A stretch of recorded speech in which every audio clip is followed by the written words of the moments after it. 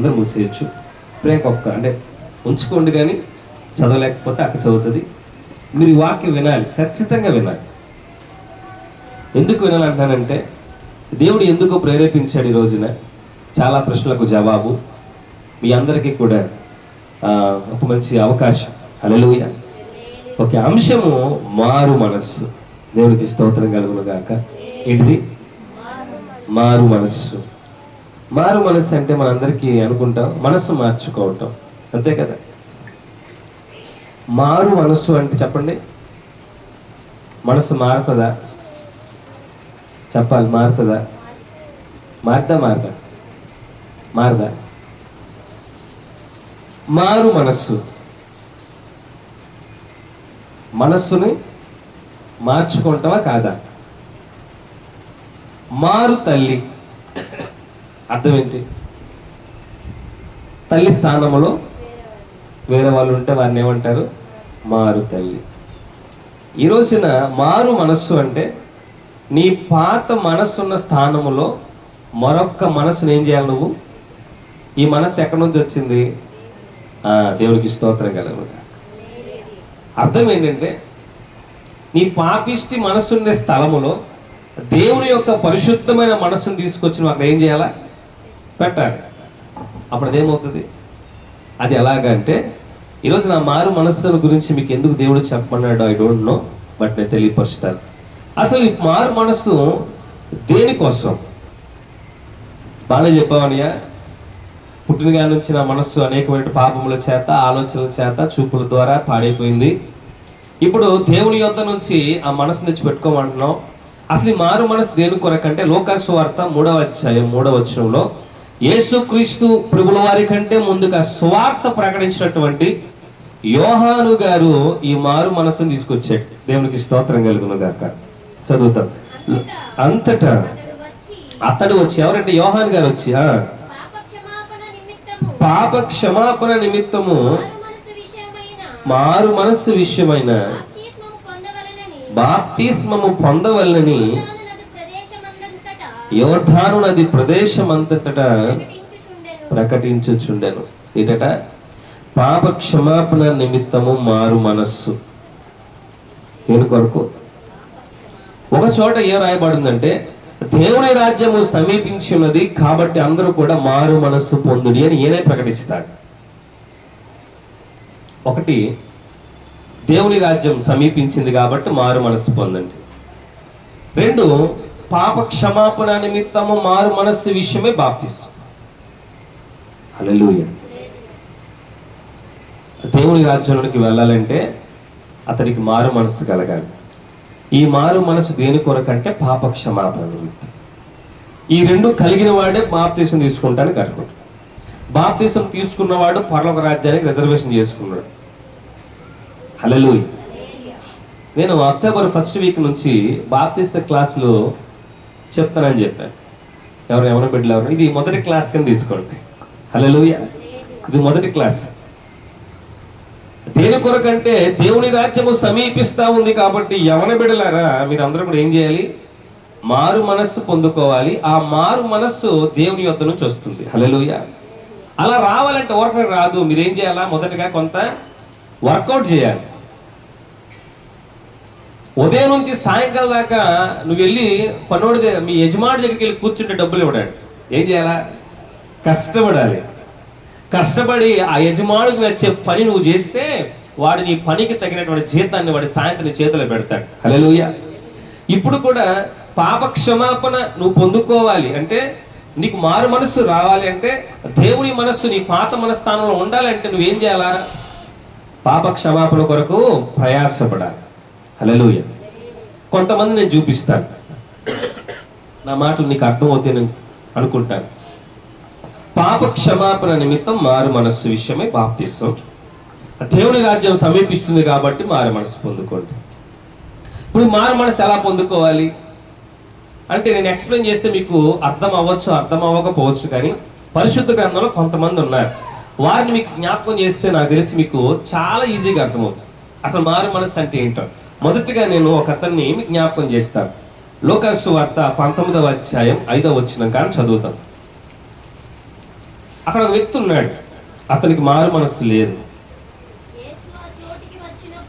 యేసు మొదటి నుంచి చదువుతాం, 19వ వచనంలో నేను 19వ అధ్యాయం మొదటి నుంచి చదివితే, ఆయన సంచరించుచు యెరికో పట్టణంలో ప్రవేశించి దాని గుండా పోవచ్చుండెను. ఇదిగో సుంకపు గుప్తదారుడును ధనవంతుడైన జక్కయ్య అను పేరు గల ఒకడు యేసు ఎవరైనా చూడగోరెను గాని పొట్టివాడైనందున జనులు గుంపు కూడి ఉండుట వలన చూడలేకపోయాను. అప్పుడు యేసు ఆ త్రోవన రానై ఉండెను గనుక అతడు ముందుగా పరిగెత్తి ఆయనను చూచుటకు ఒక మేడి చెట్టు ఎక్కాను. ఇది అంతా మనకు తెలుసు. ఎవరితని పేరేంటి? జక్కయ్య. ఎవరికైనా సుంకపు గుప్తదారుడు, ధనవంతుడు. ఇతనికి ఏ లోటు లేదు, ధనవంతుడు. అలాగే ఎవరో ట్యాక్స్ కలెక్టర్. అక్కడ ఒక చోట రాయబడింది పాపి అని రాయబడింది. ఎందుకంటే వసూలు చేయాల్సిన దానికంటే ఎక్కువగా వసూలు చేసి జనాలను పీడించే ఒక ట్యాక్స్ కలెక్టర్. సో ఇతనట యేసుప్రభు వారు ఎవరో చూద్దాం అనుకున్నాడట. ఎందుకు చూద్దాం అనుకున్నాడంటే యేసుప్రభు వారి గురించి ఏం చేశాడు? మొదటిగా విన్నాడు. దేవునికి స్తోత్రం కలుగునుగా. మనం ఎవరి గురించైనా విన్నప్పుడు వారు ఇటుగా వెళ్తాడు ఏమైతే ఆసక్తి కలిగింది. వాడు ఎవడో మనకు తెలియదు అనుకో, మనం ఏం చేస్తాం? వాడు ఎవడో కూడా మనకు తెలియదు, పట్టించుకో. కానీ ఎవరి గురించే మనం గొప్పగా విన్నప్పుడు ఆ వ్యక్తి వస్తాడంటే ఏం చేస్తాం? మన పనులు మానుకొని ఎవరో చూద్దామని ఆశ కలిగి ఉంటాం. హల్లెలూయా. అలాగే యేసుప్రభు వారి గురించి ఆ నోట ఈ నోట జక్కయ్య చెవులో పడతా ఉంది అప్పుడప్పుడు. ఈ జక్కయ్య అనుకున్నాడు, ఎవరి గురించిరా బాబు తెగ చెప్తా ఉన్నారు అనుకున్నాడు. అదే సమయంలో ఆ యెరికో అనే పట్టణం గుండా వెళ్తున్నప్పుడు అంటే యేసుప్రభు వారు వస్తారని తెలిసి ఇతను అనుకున్నాడంట, నేను మొన్నదాకినటువంటి యేసు అంటే ఎవరు అనుకున్నా, ఎవరో చూద్దాం అసలు ఎలా ఉంటాడో చూద్దామని చెప్పి ఆయన చూడటానికి వెళ్తే పొట్టుడంట. పాపం జనాలందరూ కూడా ఉండేసరికి చూడలేక ఆ రోడ్డు అమ్మడు వస్తారని చెప్పేసి మీరు గమనించండి. మనం ఒకసారి అక్కడికి వెళ్ళిపోతాం యెరికో పట్టణానికి. యేసుప్రభు వారు ఎక్కడ ఉన్నారు అనుకుంటే ఇక్కడ ఉన్నాడు, చుట్టూ జనాలు ఉన్నారు. జక్కయ్య ఎక్కడ ఉన్నాడు? యేసయ్య దగ్గరే ఉన్నాడు. యేసయ్య అంత దూరంలో ఉంటాడు, జనాలు ఉంటారు.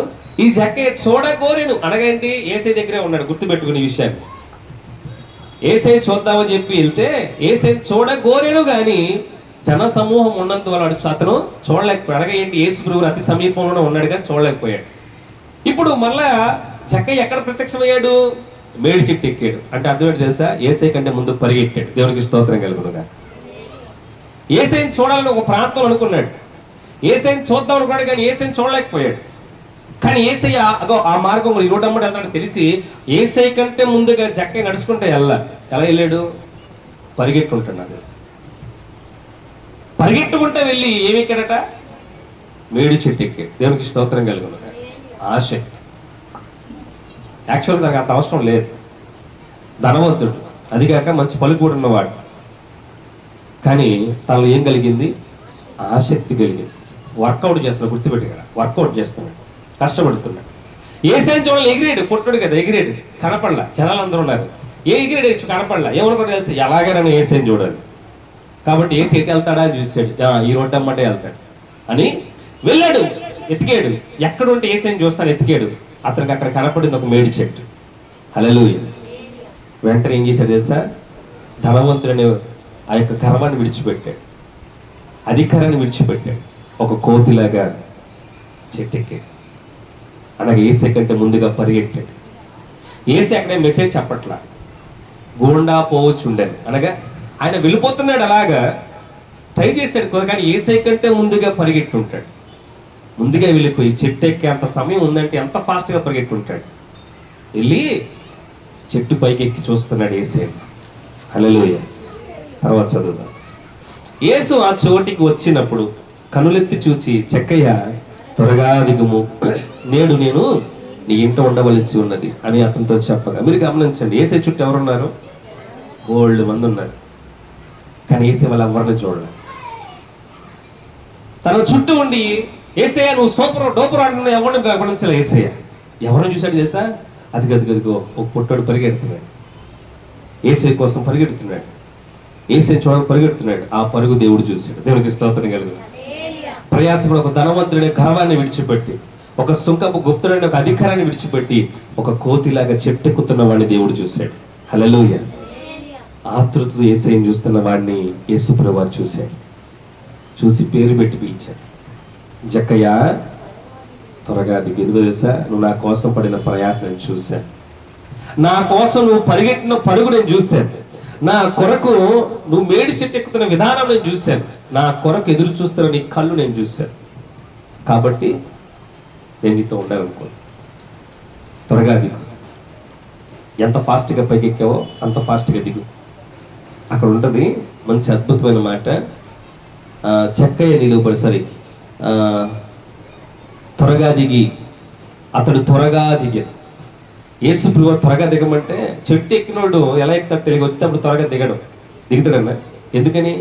జారి పడితే ఎక్కేటప్పుడు ఎంత నిదానంగా ఎక్కుతాడో దిగేటప్పుడు అంత నిదానంగా దిగాడు. అతను యేసు ప్రభువు త్వరగా దిగు అనగా దిగిపోయాడట. దిగి సంతోషముతో ఆయనను చేర్చుకొనెను.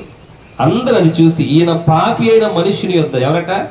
ఈడు పాపి, వీడికి మారు మనసు లేదు, వీడి క్రైస్తవుడు కాదు, లేకపోతే వీడు అనవసరంగా ట్యాక్స్ కలెక్ట్ చేసేవాడు, రూపాయికి 10 రూపాయలు తీసుకునే పాపి దగ్గరికి వెళ్తున్నాడు ఏంటి, ఇతను చేర్చుకుంటున్నాడు ఏంటని ఆ చుట్టుపక్కల అందరూ కూడా శనిగారు. కానీ దేవుడు మాత్రం తనకి ఇచ్చిన ఇంపార్టెన్స్ ఏంటో తెలుసా? తన చుట్టూ అన్ని వేల మంది ఉన్నారు, జక్కయ్యని చేర్చుకున్నాడు. జక్కయ్య అనుకో ఉండొచ్చు, నేనేది నేను చూద్దామని వచ్చాను, నువ్వు నా ఇంటికి రావటం ఏంటి, నేను ఎవరో తెలుసా అనొచ్చు. తన గర్వం ఎక్కడ పోయిందో తెలుసా? యేసే కొరకు ఎగరటం మొదలెట్టాడే, అప్పుడే పోయింది. హల్లెలూయా! అది మారు మనసు. తనకున్నటువంటి పాపిష్టి సుంకపు గుప్తదారుని నేనైనటువంటి పాపాన్ని విడిచిపెట్టాడు చూసారా, అప్పుడే పోయింది. యేసయ్య కోసం పరిగెట్టాడు చూసారా, అప్పుడే పోయింది. ఎప్పుడైతే యేసయ్య చెక్కయ్య త్వరగా దిగు అన్నాడో తన హృదయం ఏం కలిగింది తెలుసా? యేసు ప్రభువుల హృదయము చెక్కలోనికి వెళ్ళింది. దేవునికి స్తోత్రం కలుగునుగా. ఎలా చెప్తున్నావు? నేను చూసావా? మీకు చూపిస్తా. యేసయ్య రాకముందు జక్కయ్య ఎవరు? సుంకపు గుప్తదారుడును, ధనవంతుడును, పాపి. 3 గుర్తుపెట్టుకోండి. సుంకపు గుప్తదారుడు ట్యాక్స్ కలెక్టర్, నెంబర్ 2 ధనవంతుడు, 2, 3 పాపి పాయబడు. ఈ యేసు ప్రభు వారి యొక్క హృదయం ఇతరులకు రాకముందు జీవితం గుర్తుపెట్టుకోండి. యేసు ప్రభు వారు రాకముందు ఇతను ఎవరు? సుంకపు గుప్తదారుడు, ధనవంతుడు, పాపి. ఈ 3 తన మనస్సు. ఇప్పుడు యేసయ్య వచ్చి జక్కయ్యని చేర్చుకున్నాడు. జక్కయ్య పద ఇంటికి వెళ్దాం, నీతో ఉండాలనుకుంటున్నాను, నేను ఈ పూట నీతో కలిసి బోధించేద్దాం అనుకున్న వెంటనే అందరూ అది చూసి ఈయన పాపైన మనిషి యొక్క బస చేయ వెళ్ళని చాలా సనుక్కొనేది. జక్కయ్య నిలువబడి, ఇదిగో ప్రభువా, నా ఆస్తిలో సగము బేదలకు ఇచ్చుచున్నాను, నేను ఎవరి యొద్దనైనా అన్యాయముగా దేనిని తీసుకునేది అతనికి 4 గంటలు మరలా చెల్లింది. ఇక్కడ 2 విషయాలు గమనించండి. 1, యేసు ప్రభువు వారు అన్నాడు, నేను నీతో ఇంటికి రావాలనుకుంటున్నానంటే సరే అయ్యా రా అన్నాడు. కానీ యేసు ప్రభువు నేను ఇంటికి రావాలంటే 3 షరతులు ఉన్నాయి. 1, నీ ఆస్తిలో సగం ఇచ్చేయి. నెక్స్ట్, నువ్వు కలెక్ట్ చేసిన దాంట్లో 4 గంటలు వెనక్కి ఇచ్చారలా. యేసు ప్రభువు వారు ఎప్పుడైతే పేరు పెట్టి పిలిచాడో, యేసు ప్రభు వారి హృదయం ఎప్పుడైతే యేసయ్య జక్కయ్య హృదయంలోకి వెళ్ళి మారు మనసు పొందుకున్నాడో, జక్కయ్య అంటున్నాడు ఎలవబడి. అందరూ అన్నారు ఈడు పాపి అంటే ఆ మాటలు విన్న జక్కయ్య అన్నాడు, ఎస్ నేను పాపిని, కానీ ఇప్పుడు కాదు. ఆ మాట వెంటనే ఉంటుంది, నిలువబడి అనగా ఇంకా ఇంట్లోకి వెళ్ళక ముందే యేసు ప్రభు హృదయము ఎప్పుడైతే జక్కయ్యని తాకిందో అంటున్నాడు, నా ఆస్తిలో సగం పేదలకు ఇస్తున్నాను. హల్లెలూయా! నేను ధనవంతుని పొగరు నాకుంది, ఆ పొగరులోంచి సగం ఏం చేస్తున్నాను? పేదలకు ఇస్తున్నాను. ఇంకా సగం ఉంది. ఈ సగం ఏం చేస్తున్నా తెలుసా? ఎవరి దగ్గర అయితే సుంకపు గుప్తదారుడిగా ఉండి నేను వసూలు చేశానో వాడికి 4 గంటలకు ఇస్తా. ఇప్పుడు ఐఎమ్ 0. ఇప్పుడు సుంకపు గుప్తదారుడిని కాదు, నేను ఇప్పుడు ధనవంతుని కూడా కాదు. ఈ 2 కూడా యేసు ప్రభు వారి హృదయము మారు మనస్సు పొందుకున్న జక్కయ్యకు 2 పోయినాయి. మరి 3వది ఉందిగా, ఏంటిది? పాపి అనే బిరుదు ఉందిగా, ఉందా లేదా? 3 అనుకున్నాం కదా. యేసు ప్రభు వారి హృదయము మారు మనస్సు పొందక ముందు జక్కయ్యలు ఏమున్నాయి? 3 ఉన్నాయి. సుంకపు గుప్తదారుడు, ధనవంతుడు, పాపి. ఇప్పుడు ఆస్తి ధనవంతుడిగా సగం వదిలేశాడు, ఇప్పుడు సగం ధనవంతుడే. ఇప్పుడు ఆ సగం ధనవంతుల్లో కూడా ఏ సుంకపు గుప్తదారుడుగా ఉండి వసూలు చేశాడో ఆ సగం ఆస్తి కూడా ఆ సుంకపు గుప్తదారుడుగా ఉన్నప్పుడు చేసిన ఆ యొక్క వసూలుకి 4 గంటలు ఆయనకి ఇచ్చాడు. ఇప్పుడు అతను ధనవంతుడు కాదు, ఇక మీదట అతను ఏం చేయడు? వసూలు చేయడు. మరి పాప ఎలా పోద్దో తెలుసా? 9వ వచనం, అందుకు యేసు ఇతడు కూడా అబ్రహాము కుమారుడు. హల్లెలూయా. ఎందుకంటే ఆయనకి రక్షణ వచ్చేసింది, మారు మనసు వచ్చేసింది. ఇదిగో చక్కయ్య, నేను రాకముందు నువ్వు సుఖము గుప్తధనుడువు, ధనవంతుడువు, పాపివి.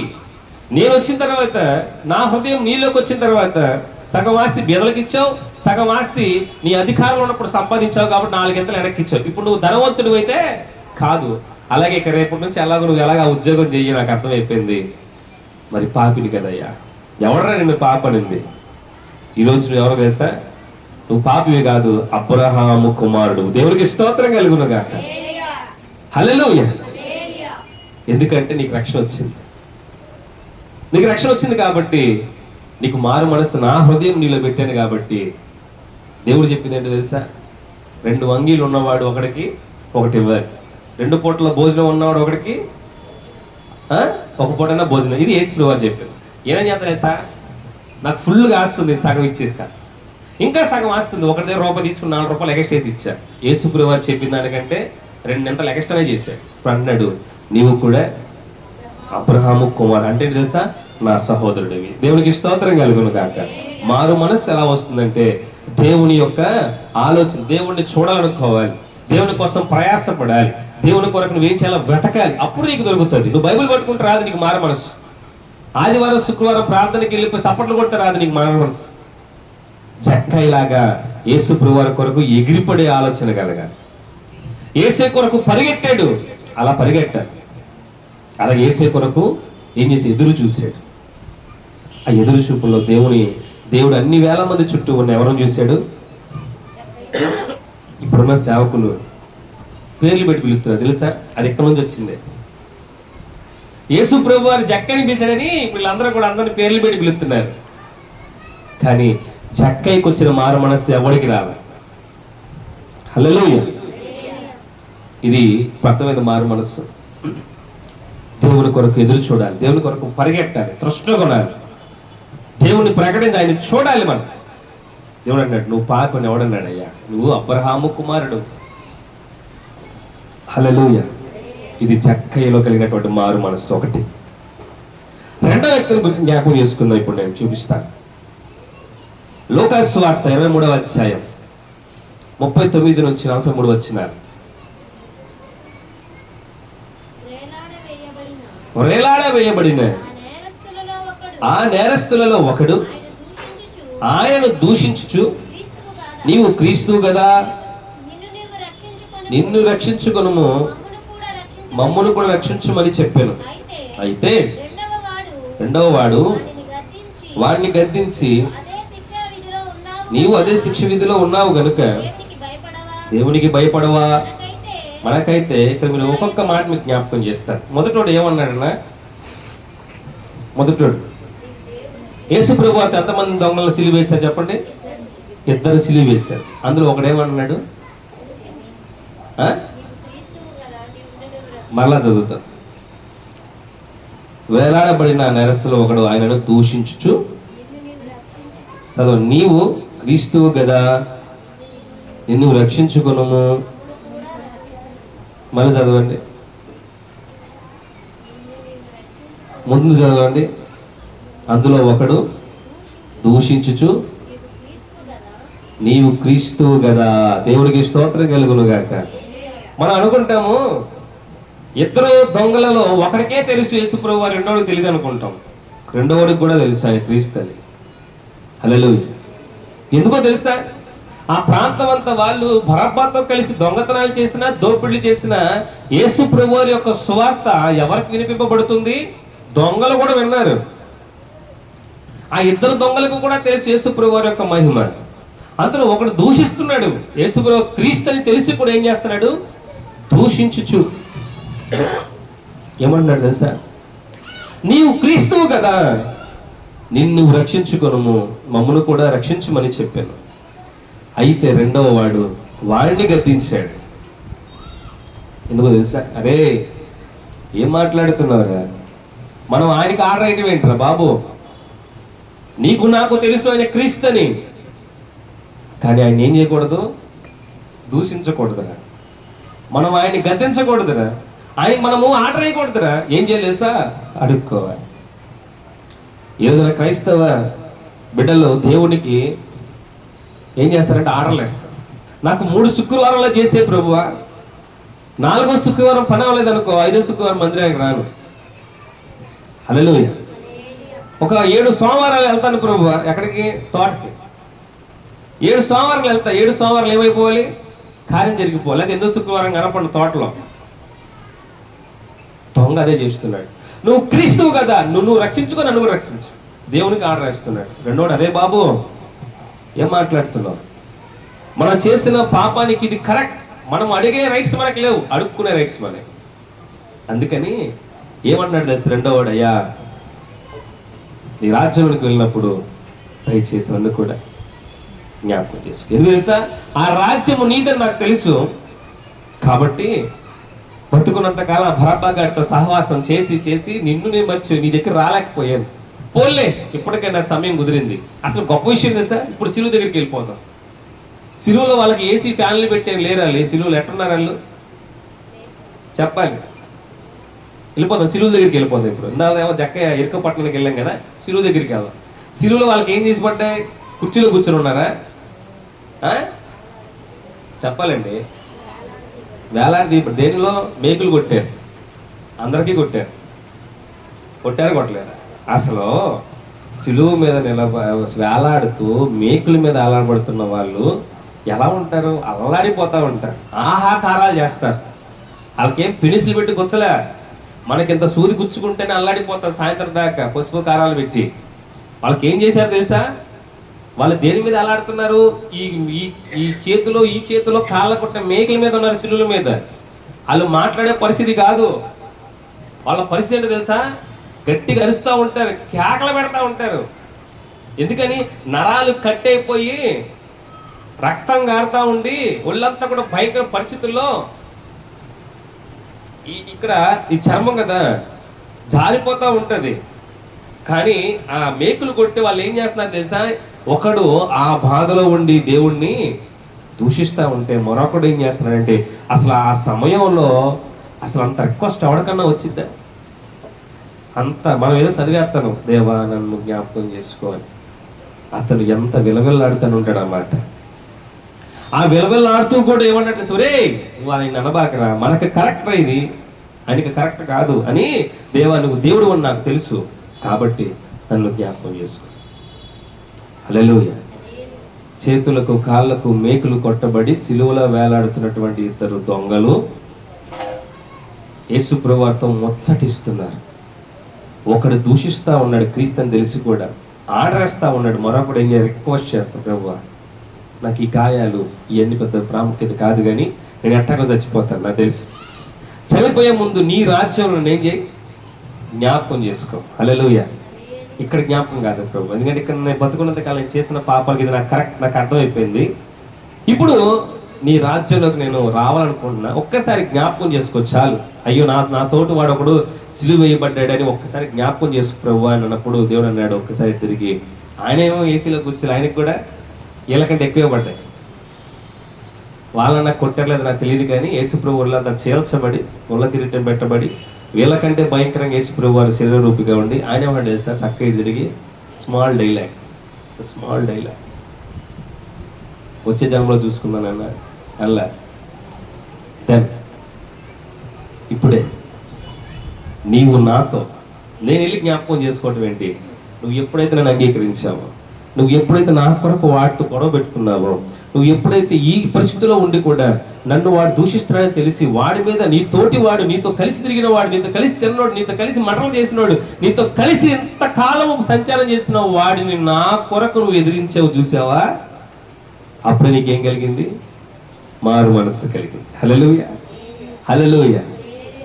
కలగటమే కాదు, నేను పరలోక రాజ్యానికి వెళ్తానని అక్కడ జ్ఞాపకం చేసుకోమని నీకు తెలిపిన వాడేవాడు. నువ్వు ఎప్పుడు వచ్చి నా మీటింగ్లో కూర్చోలేదే. నేను నా తండ్రి రాజ్యం గురించి, నా రాజ్యం గురించి ప్రకటిస్తున్నప్పుడు ఏ గుంపులో నిన్ను చూడలేదే. మరి నేను రాజ్యానికి వెళ్తాను నీకెలా తెలుసు అడగల. దేవుడు మొత్తంగా స్కాన్ చేసి పడేశాడు. పడేసి అన్నాడు, రే బాబు ఎంత మంచి కోరిక కోరావు, నీకు అవకాశం లేదని బాధపడుతున్నావా? నువ్వు ఎక్కడున్నా సువార్త వినే ఉంటావు, నా గురించి విన్నావు కాబట్టి, నా గురించి తెలిసింది కాబట్టి నేను అక్కడికి వెళ్ళి జ్ఞాపకం చేసుకోవటం ఏంటి, మన ఇద్దరం కలిసే వెళ్దామన్నాడు. దేవునికి స్తోత్రం కలుగును గాక. హల్లెలూయా. ఈ రోజున మనము చాలా మంది చెడ్డ స్నేహితులను తప్పించుకోలేము. వాడితో సహవాసం చేసాడు, ఆఖరికి సిలువ వేయడానికి ముందు కూడా ఇద్దరు కలిసి ఒకే చెరసాలలో ఉన్నారు. సిలువ వేయబట్టడానికి చెరసాలు రావడానికి ముందు కూడా ఇద్దరు కలిసే బతికారు. బరబ్బ ముగ్గురుని పట్టుకున్నారు, బరబ్బని విడిచిపెట్టారు.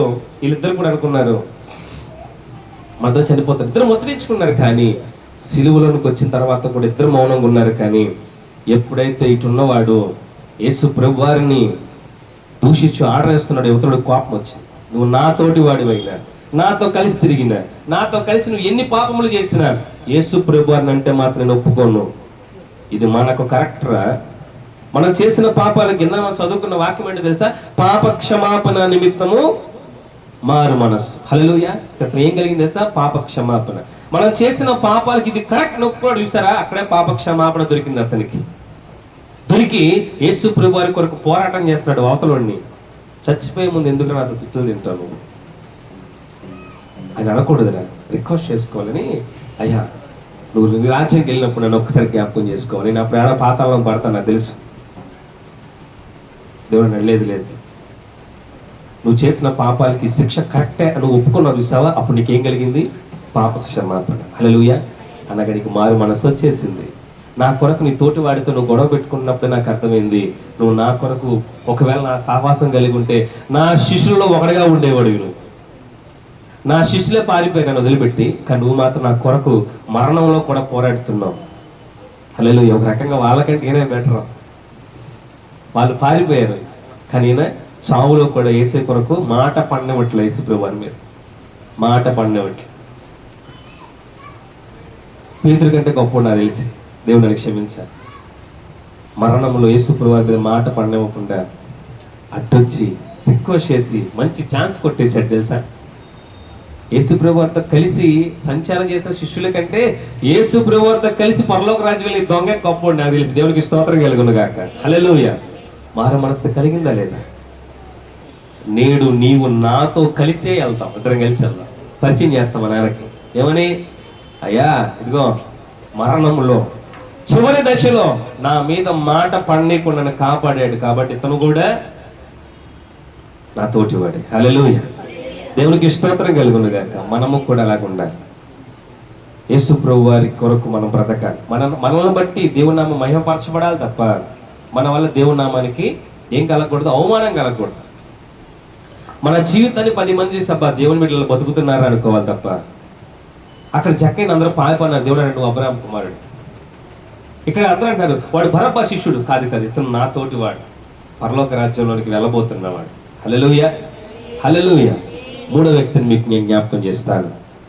లూకా సువార్త 5వ అధ్యాయం 8 నుంచి 10 వచనాలు. లూకా సువార్త 5వ అధ్యాయం 8 నుంచి 10 వచనాలు. సీమోను పేతురు అది చూచి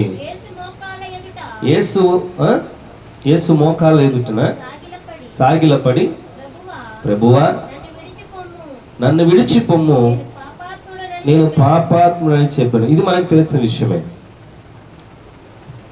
యేసు ప్రభు వారు పేతురు పడవెక్కాడు, వల వేసాడు.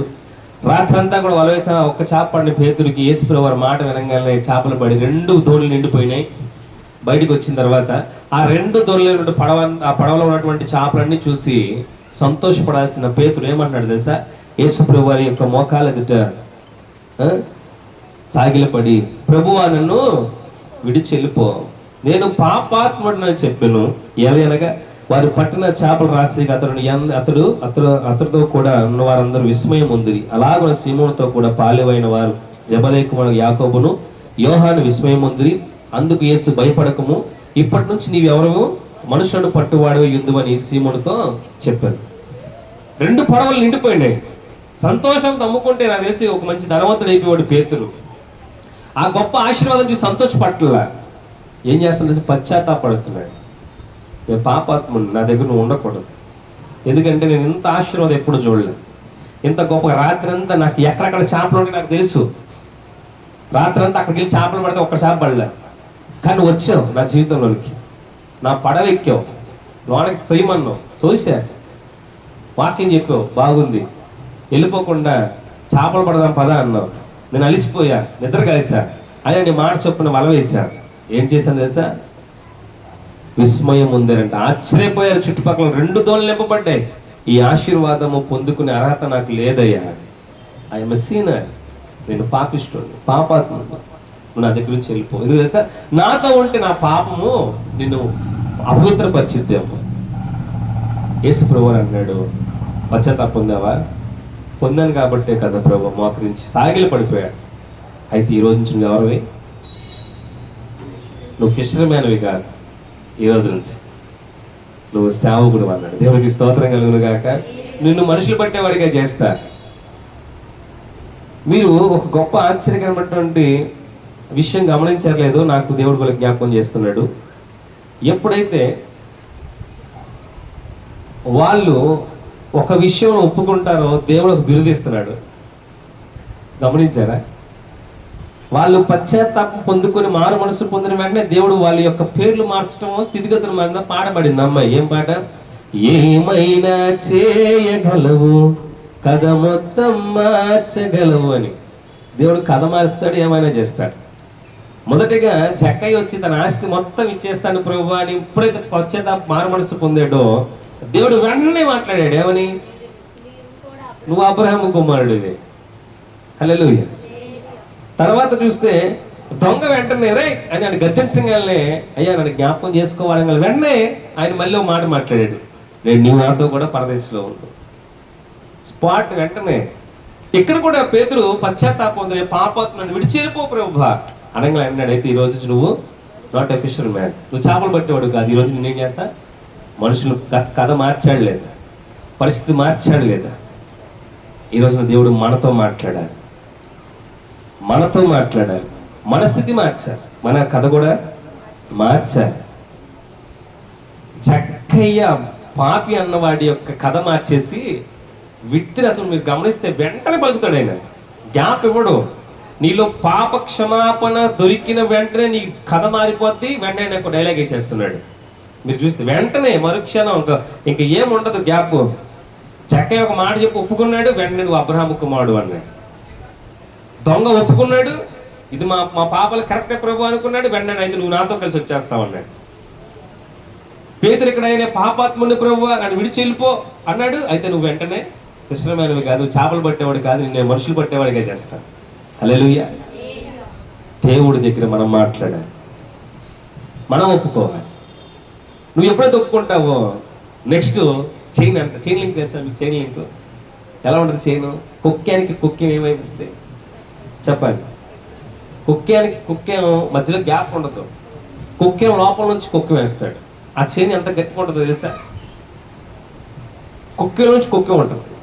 ఇక్కడ నీ బ్రతుకు మారాలంటే నువ్వు ఒక్కడవే ఉండిపోతే సరిపోదు, నీలో నుంచి ఆయన ఉండాలి. దేవునికి స్తోత్రం కలుగును గాక. యేసు ప్రభువు చైన్ అప్ లింక్ వేస్తున్నాడు. ఒక్కొక్క వెంటనే డైలాగ్ వేసిన వెంటనే లింక్ వేసేస్తున్నాడు ఒక్కొక్కడికి. జక్కయ్య ఎక్కడ మరలా సుంకపు గుప్తదాడిగా ఉన్నట్టుగా పరిశుద్ధ గ్రంథంలో మరి ఎక్కడా లేదు. దేవునికి స్తోత్రం కలుగును గాక. ఇచ్చిన ఆస్తి వెనక్కి తీసుకున్నట్టు ఎక్కడా లేదు. హల్లెలూయా. మరి ఎక్కడా కూడా జక్కయ్య గురించి తిరిగి మరలా పాపి అని ఎక్కడ రాయబడలేదు.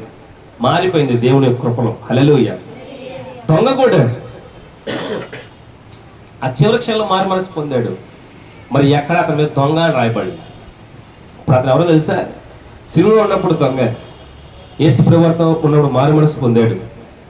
తర్వాత పరలోక రాజ్యంలో వారసుడు అయిపోయాడు. దేవుడికి స్తోత్రం కలుగును. పేతురు అప్పటిదాకా చేపలు పట్టుకునేవాడు. యేసుతో మాట్లాడి మనుషులు పట్టే జాలరు అయ్యాడు. యేసు ప్రభువారితో సంచారం చేశాడు. తీరా యేసు ప్రభు వారిని అప్పగించినప్పుడు అప్పగింపబడినప్పుడు 3 సార్లు అబద్ధం ఆడి వెళ్ళిపోయాడు. కానీ దేవుడు విడిచిపెట్టాడు. ఎందుకని? ఆల్రెడీ లింక్ వేసాడు కదా. నిన్ను మనుషులు పట్టే జాలరీ అని లింక్ వేసి ఎలా వదిలిపెడతాడు? లింక్ చైన్ పడిపోయింది ఆల్రెడీ. అందుకే ఏసైని విడిచిపెట్టిన ఏసై విడిచిపెట్టలే. మరలా చనిపోయిన వాడు తిరిగి లేచి మరలా ఎవరి దగ్గరికి వెళ్ళాడు? వాళ్ళందరి దగ్గరికి వెళ్ళి పేతురుతో కూడా మాట్లాడాడు. పర్లేదు పేతురు, నువ్వు నన్ను విడిచిపెట్టి నేను విడిచిపెట్టను. నీకు మారు మనసు నా మనసు నీలో ఉన్నప్పుడు నేను ఎక్కడికి వెళ్ళిపోతాను నేను విడిచి. మారు మనసు అంటే దేవుని హృదయం నీతో ఉండటం. దేవుని హృదయం నీలో ఉందనుకో, నువ్వు విడిచిపెట్టినా, నువ్వు పడిపోయినా, నువ్వు జారిపోయినా, నువ్వు తొలగిపోయినా ఆయన విడిచిపెట్టడు, ఆయన నీ దూరం అవ్వడు. దేవునికి స్తోత్రం కలుగును గాక. హల్లెలూయా. ఈ ముగ్గురి జీవితాల్లో మారు మనసు పొందుకుని వారి జీవితాలు మార్చుకున్నారు. చివరికి ఒకరి గురించి చెప్పి నేను ముగిస్తాను. అర్థమైన మారు మనసు అంటే పాప క్షమాపణ పొందుకోవాలి, దేవుని కొరకు ప్రయాసపడాలి, దేవుని కొరకు ముందుగా పనిచేసేవారిగా ఉండాలి. అప్పుడు దేవుని నీళ్ళు వచ్చినప్పుడు నీ జీవితం మారుతుంది. హల్లెలూయా, హల్లెలూయా. 4వ వ్యక్తి, ఈ వ్యక్తి మామూలుడు కాదు. చదువుతా, నేను మీకు జ్ఞాపకం చేస్తాను. ఈ వ్యక్తి ఆయనే సాక్ష్యం ఇచ్చుకుంటాడు. ఏమనంటే, నేను ఒక హింసకుణ్ణి, దోషకుణ్ణి. ఎవరు? సౌలు పౌలు గారు. దేవునికి స్తోత్రం కలుగును గారు. సౌలు గారు ఎలాంటి వాళ్ళు మనకు తెలుసు. సౌలేమి నాస్తికుడు కాదు, భక్తిహీనుడు కాదు, భక్తిపరుడే. ధర్మశాస్త్రం అంతా కూడా క్షుణ్ణంగా చదివిన వాడే, మంచి జ్ఞాపక శక్తి కలిగిన వాడు, మంచి రోషం కలిగిన వాడు. మరి ఈ యొక్క సౌలు ఏం చేస్తారంటే, యేసుప్రభు వారి శిష్యుల్లో ఒక అతన్ని చంపుతా ఉంటే అక్కడ చంపుతున్న వారికి సపోర్ట్ చేశాడు. చంపేయండి నేను చూసుకుంటాను అన్నాడు అని చంపుతున్న వాళ్ళ బట్టలను దగ్గర పెట్టుకుని కాపలా కాశాడు, రక్తం అంటకుండా. ఆమోదించాడు. ఎవరైనా అంటే స్టెఫన్ గారు, యేసుప్రభు వారి శిష్యుల్లో ఒక శిష్యుడు. రాళ్ళతో కూడా చంపుతున్నప్పుడు ఆయన ఆమోదించి సమ్మతించి అక్కడే ఉన్నాడు. ఆయన అనుకున్నాడు, ఈయన చంపేశాం, యేసుప్రభు వారు చనిపోయారు, ఈయన చంపేసి మిగతా వాడు చంపేస్తే సరిపోద్ది అనుకున్నాడు. ఇంకా గొప్ప విషయం అంటే సౌలుకి అక్కడే పునాది పడిన విషయానికి తెలియదు. ఏ రాళ్ళతో స్టెఫన్ను కొట్టాడో ఆ రాళ్ళే సౌలు యొక్క ఆత్మీయ జీవితానికి పునాది పడుతుందని ఆయన గ్రహించలేకపోయాడు. హల్లెలూయా. సౌలు చంపుతున్నప్పుడు యేసుప్రభు వారు సౌలును చూశాడు. దేవునికి స్తోత్రం కలుగును. మరి ఇప్పుడు సౌలు ఏం చేయాలి? యేసుప్రభు వారితో లింకప్ అవ్వాలి, చైన్ పడాలి కదా, కుక్కి వేయాలి కదా. ఈ కుక్కి వేయడం కోసం సౌలు కోసం చూస్తున్నాడు దేవుడు. గుర్రం మీద ఊరేగించుకుంటూ వెళ్తున్నాడు, ఎక్కడికి? దమస్కి వెళ్తున్నాడు. దమస్కి వెళ్ళిపోతా ఉన్నప్పుడు సడన్గా ఒక ప్లేస్లో దేవుడు ఏం చేశాడు? పడేసాడు కింద. పడేసి సౌలా సౌలా అని పిలవగానే, ప్రభువా ఎవడవయ్యా నువ్వు? ఎవరు వల్ల ఏమన్నాడు చెప్పాలి. ముందేమంటాడు? ప్రభువా నీవు ఎవడిని అడిగాడు? ఎవడో తెలియకుండా ప్రభువా అంటున్నాడు. ఈయన ఎవడు నువ్వు అని అడిగాడు, బాగానే ఉంది. మరి ముందేమంటున్నాడు? అదేంటి? గోపాలకృష్ణ గోపాలకృష్ణ అని పిలిచా, నేను ఎవరో నీకు తెలుసు కాబట్టి సంతోషాన్న చెప్పు అంటాం. తెలియకుండా తెలియనట్టు ఎవరా బాబు నువ్వు అంటాం, అవునా? అంతే కదా. కానీ ఇక్కడ ఎవరో తెలియదట, కానీ ముందేమన్నాడు? ప్రభువా. దేవునికి స్తోత్రం కలుగునుగా. ఆ ప్రభు అనే మాట్లాడు దేవుడు అంటున్నాడు, నువ్వు హింసిస్తున్నా యేసుని, నీకు తెలియకుండా నన్ను ప్రభు అని పిలిచా. నీకు తెలియకుండానే నువ్వు కింద పడి రోషము తగ్గించుకొని మోకాళ్ళ మీద పడి, ప్రభువా నీవు ఎవడివయ్యా అని అడిగావు. అంటే నీలో కూడా ఏముంది? నువ్వు పైకి ఎలా కనపడుతున్నావు, ఏసేయండి క్రైస్తవులు అంటున్నావు, కానీ నీ హృదయంలో భయం ఉంది. నీ హృదయం నా కోసం ఆలోచిస్తుంది. అసలు క్రైస్తవులు ఎవరో, క్రీస్తు ఎవరో, యేసుప్రభు వారు ఎవరో, ఇవన్నీ నువ్వు ఆలోచిస్తానే ఉన్నావు. నువ్వు ఆలోచించకుండా ఏది చేసేవాడు కాదు. ఎందుకంటే నీకు ధర్మశాస్త్రం అంతా తెలుసు.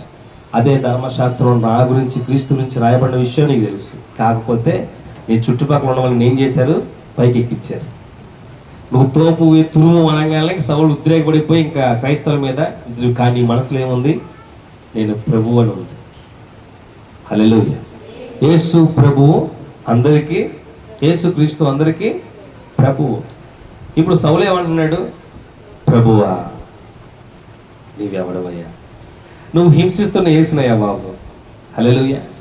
నీ మనసులో ఒక ఆలోచన ఉందే, నీ మనసులో ఒక డౌట్స్ ఉన్నాయి కదా, ఆ డౌట్స్ క్లారిఫికేషన్ అవ్వలేక ఏదో ఒక దారి పట్టుని వెళ్ళిపోతున్నావు కదా, అది క్లారిఫికేషన్ చేయడం కోసం ఇప్పుడు నీకు ఏం చేయడానికి వచ్చా? లింక్ చేయడానికి వచ్చా. హల్లెలూయా. ఒక్క మాట మాట్లాడాడు. మీరు పరిశుద్ధంగా గమనిస్తే ఆ ఒక్క మాటే, నువ్వు హింసిస్తున్నా యేసుని అన్నాడు. అంతే, అయిపోయింది. అక్కడితో లింక్ పడిపోయింది. 3 రోజులు అన్నపానం లేకుండా ఏం చేస్తున్నాడు తెలుసా? ప్రార్థన చేస్తున్నాడు. అయ్యా, నాకు నువ్వు కనిపించలేదు, నా కళ్ళు మూయబడ్డాయి, కానీ నిన్ను నేను హింసించాను. 3 రోజులు ఏం చేయబడ్డాడు? అన్నపానములు పుచ్చుకోకుండా ఒక ఇంటిలో ఒక కుక్కలాగా పడుకున్నాడు. 3 రోజులు తెలియకుండా ఉపవాసం చేశాడు. చేసిన పాపానికి పశ్చాత్తాపం పొందుకున్నాడు. అన్నపానములు తీసుకోకుండా. ఉపవాసం అంటే ఏంటి? దేవునితో గడుపుట. 3 రోజులు యేసుప్రభు వారితో ఉన్నాడు. ఆయన కళ్ళు మూయబడ్డాయి, పొరలు కమ్మేశాయి, ఏం అర్థం కావట్లే. నువ్వు హింసిస్తున్నావా? యేసు నేను ఒక స్వరం వినపడింది. ఏం చేయాలి అర్థం కాలే. సౌలు ఒక ఇంటికి వెళ్ళిపోయి ఇంట్లో ఉంచారు అతన్ని. 3 రోజులు ప్రార్థన చేశాడంట. ప్రభువా, ఎంత పాపాత్ముని నేను, నీలాంటోడు చనిపోయాడు అనుకున్నాను. నీ శిష్యుని గురించి చెప్తుంటే మాయ మాటలు అనుకున్నా, కానీ ఈ రోజున నా కళ్ళు మూయబడ్డాయి. నీ వెలుగు చూడలేకపోయాను నేను. నువ్వు మాట్లాడిన ఒక మాట నా గుండెని ఏం చేసింది? కీకేసింది. నా గుండెని రక్కేసింది, పిండేసింది. 3 రోజులు పశ్చాత్తాపం. అన్నపానం అంటే ఎంత ఘోరమైన పాపిష్టి పనులు చేస్తే కానీ అతను అన్నపానం పుచ్చుకోకుండా ఉంటాడు. 3 దినములంట ప్రార్థనలో గడిపి క్షమాపణ అడిగి ఏడ్చి కన్నీళ్ళ చేత 3 రోజులప్పుడు దేవుడు మాట్లాడాడు. దేవుడికి స్తోత్రం. ఏం తెలుసా? అననీయ అనే ఒక వ్యక్తిని దగ్గరికి పంపిస్తాడు. అతను వచ్చి నీకు ప్రార్థన చేయగా నీకేం కలుగుతుంది? మరలా నువ్వు నూతన జీవితాన్ని చూస్తావు. హల్లెలూయా. అప్పటిదాకా హింసను చూసావు, అప్పటిదాకా క్రైస్తవుల యొక్క నాశనాన్ని చూసావు, అప్పటిదాకా నా బిడ్డలందరినీ కూడా హింసించినటువంటి పాత లోకం నువ్వు చూసావు. ఇప్పుడు నీకేం చేస్తా? కొత్త జీవితాన్ని ఇస్తా, కొత్త కంటి చూపునిస్తా. హల్లెలూయా, హల్లెలూయా. మారు మనస్సుతో పాటు ఆయనకి మారు కళను కూడా దేవుడు ఇచ్చాడు. హల్లెలూయా. అననీయ అనే ఒక వ్యక్తి దగ్గరికి వెళ్ళి, శిష్యుడి దగ్గరికి యేసుప్రభు వారు, సౌలు అనే వ్యక్తి ఉన్నాడు అక్కడ, అపొస్తలుడైన సౌలు, అతని దగ్గరికి వెళ్ళు, ప్రార్థన చేయండి. అయ్యా, అది ఎవరో నీకు తెలుసు కదా, నీ బిడ్డలో చంపినోడు, వాడి దగ్గరికి వెళ్ళి ప్రార్థన చేయమంటావేంటి? ఇప్పుడు ఆడు సౌలు కాదు, ఎవరు? పౌలు. మీకంటే ఘనంగా అతను ఎంచుకుంటాను.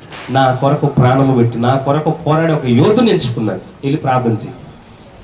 సౌలు దగ్గరికి అననీయ అనగానే వెంటనే లేచినటువంటి సౌలు అననీయ అన్నాడంట. దేవునికి స్తోత్రం కలుగును గాక. నా పేరు నీకెలా తెలుసు?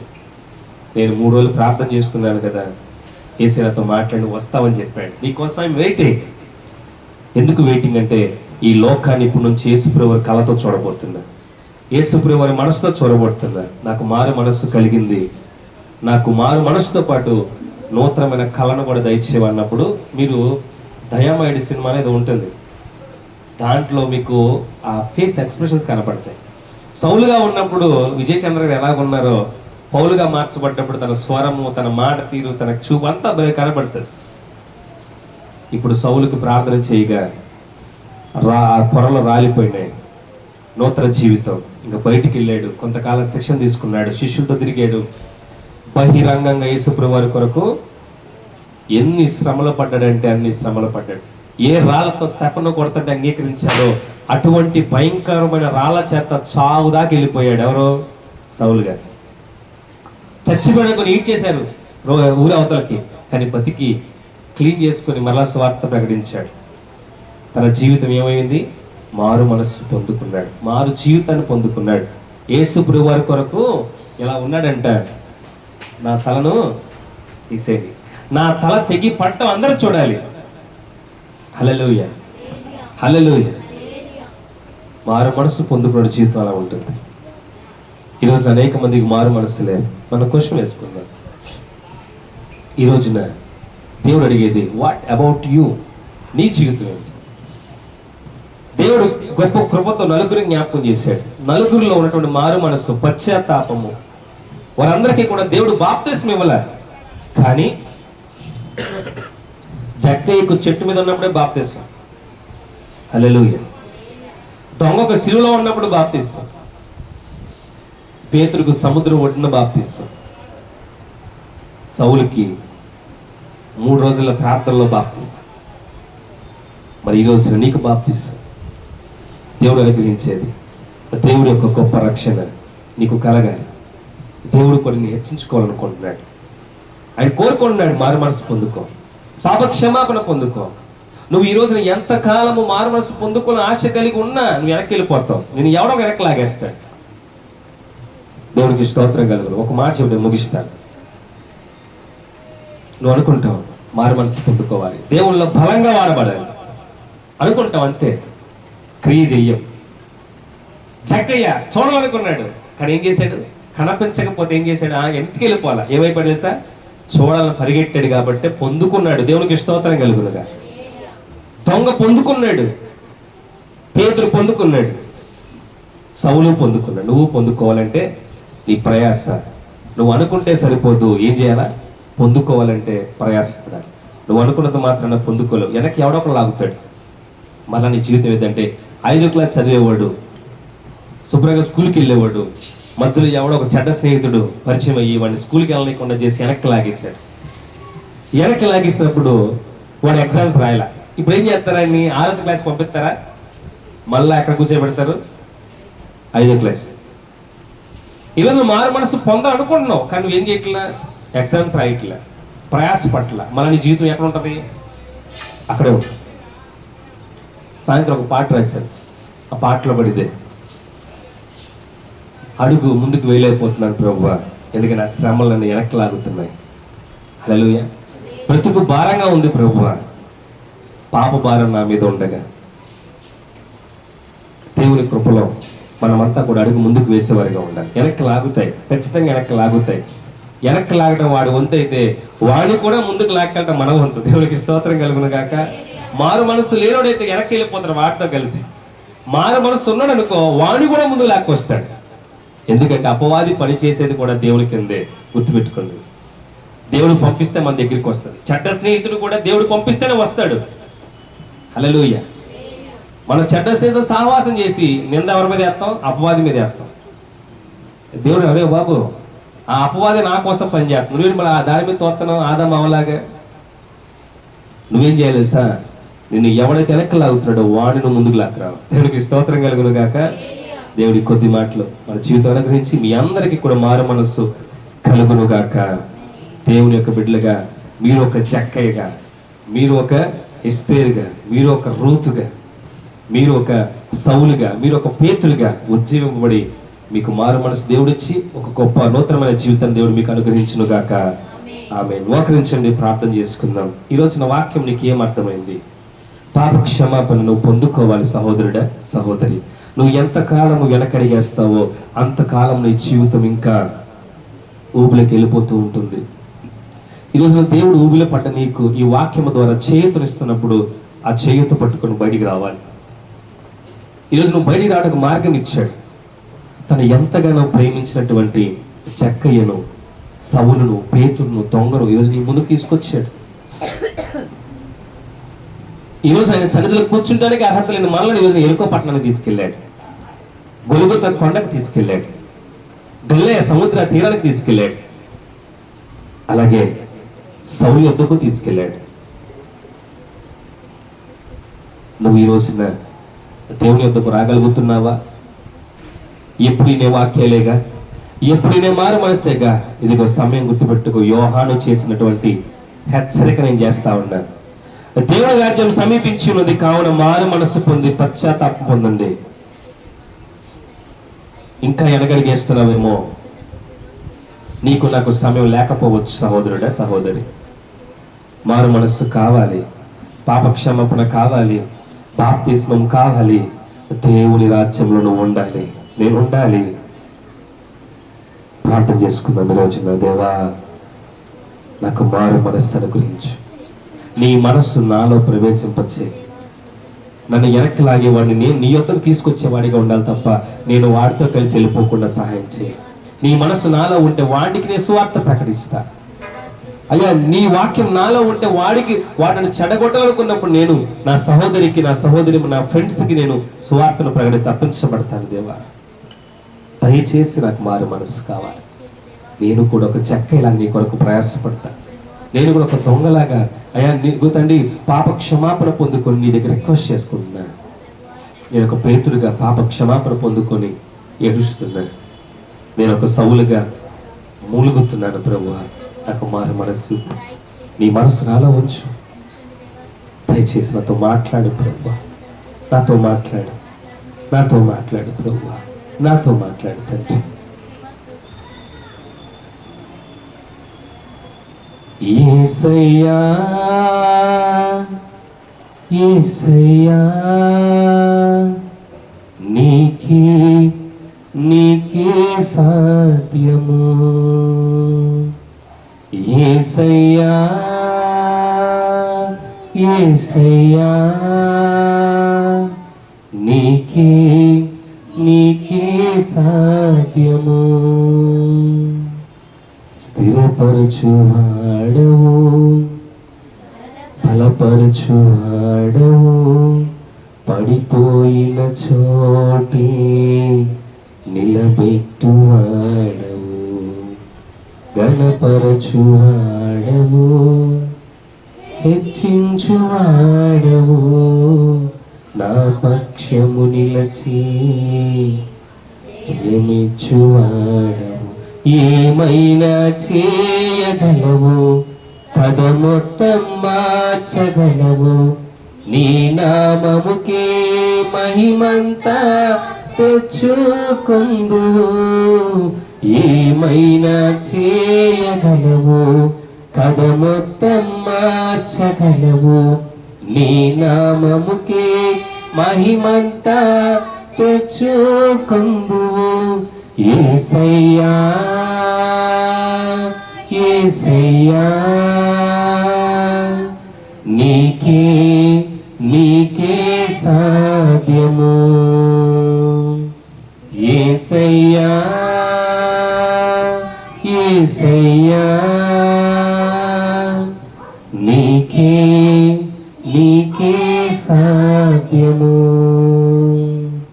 సర్వకృపానిధి మా పరమ కుమ్మరి, నీ చేతిలోనే మా జీవమున్నది.